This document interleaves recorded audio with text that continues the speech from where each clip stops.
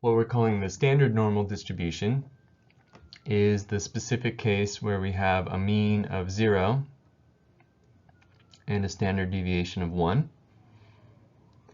So on our graph, our normal distribution graph, we know the mean occurs in the middle, which we're saying is 0.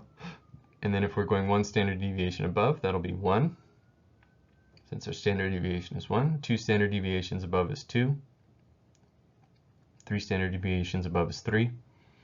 And then if we're going on the left side here, 1 standard deviation below the mean would be -1.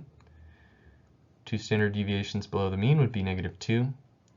And 3 standard deviations below the mean will be -3. For the standard normal distribution, we'll use the variable z to describe these values along the along the horizontal axis.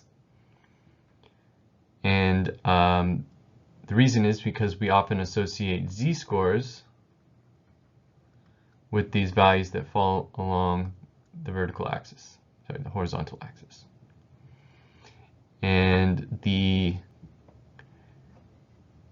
empirical rule that we've seen before tells us that if we're one standard deviation out from the mean, that will be 68% of all the data.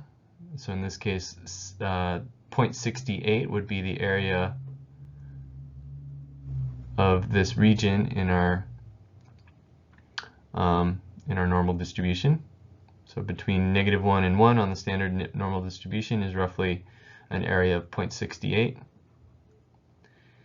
If we're going out 2 standard deviations, our empirical rule says that's roughly 95% of the data. So between -2 and +2 would be roughly 95%.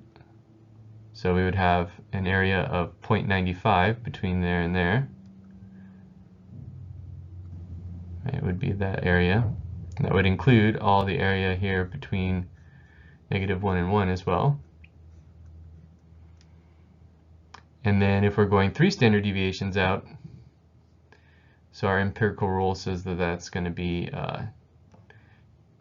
99.7 are going to be 3 standard deviations out. So that would be going from all the way from -3 to +3 on our standard normal distribution.